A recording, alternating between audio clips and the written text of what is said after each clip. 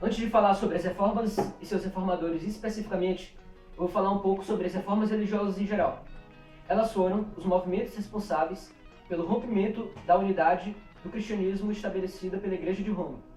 Além disso, foi responsável em grande parte pelas mudanças sociais, políticas, econômicas e culturais na Europa no século XV e XVI, que basicamente enriqueceu a Igreja e possibilitou a criação de novas doutrinas religiosas. Nessa época também estavam ocorrendo a ascensão da burguesia em massa, a ascensão do renascimento cultural, que possibilitava uma liberdade crítica, e a crise da Igreja. Os principais pontos criticados pela reforma eram as indulgências, que eram documentos sagrados assinados pelo Papa, que prometiam a purificação do ser e de todos os seus pecados, que era basicamente uma passagem para o céu, em outras palavras. Também criticava a simonia, que era a venda de objetos sagrados, criticava o celibato, a crença em excesso às imagens e o excesso de sacramentos. E além de tudo isso, as atitudes mundanas da igreja, que era basicamente, eles faziam uma coisa e pregavam exatamente o contrário.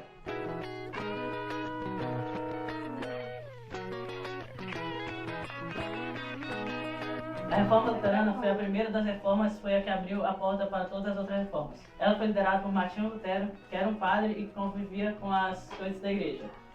Ele fixou suas 95 ideias, a maioria contra as indulgências, no castelo de Wittenberg, mas muitos historiadores acreditam que isso não aconteceu, já que naquela época ninguém sabia ler e as coisas eram só em latim. Suas principais ideias eram a livre interpretação da Bíblia, a tradução da Bíblia para várias línguas e o pecado como uma coisa original da humanidade, que nada tirava o pecado.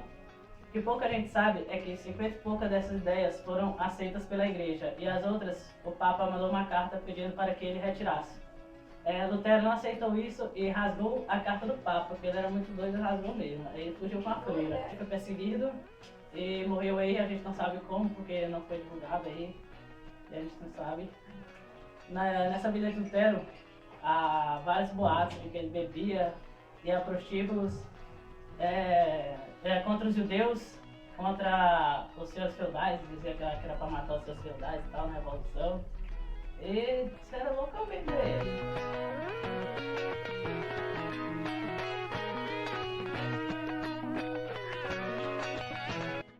A reforma calvinista começou com a ruptura do francês João Calvino, em Genebra, na Suíça.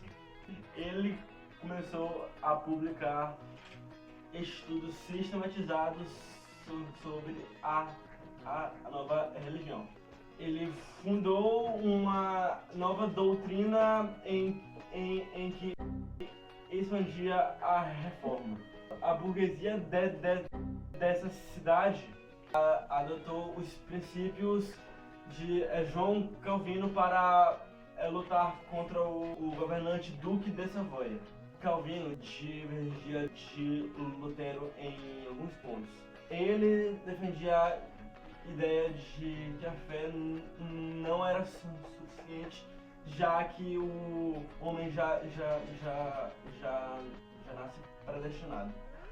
O calvinismo ele se propagou rapidamente na França, Inglaterra, Holanda e Escócia. Foi? Boa, não, palmas, tem que bater.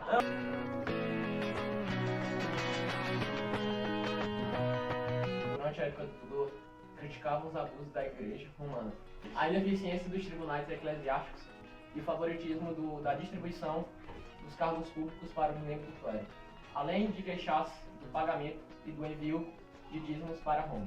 Durante o governo de Henrique VIII, a burguesia pressionava para que aumentasse o poder do parlamento. O rei, necessitando de riqueza para seu estado, ele confisca a terra das igrejas, gerando um desentendimento com o Papa. Ele torna-se chefe da sua igreja anglicana, que na prática não é nada diferente da igreja católica. A igreja anglicana questiona o culto aos santos e às relíquias e a autoridade do Papa.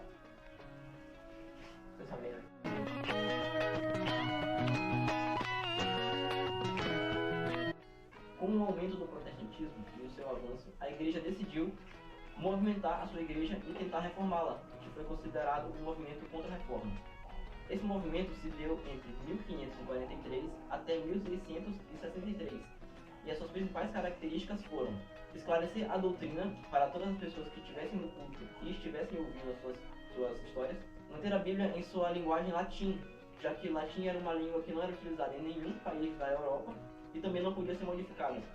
E também construir uma escola sacerdotisa, uma escola que pudesse formar sacerdotes. Também deveriam apresentar a presença de Cristo na Eucaristia e também iniciar uma redação ao catecismo.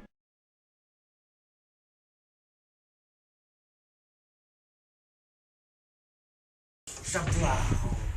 Chablau! Chablau! Yeah!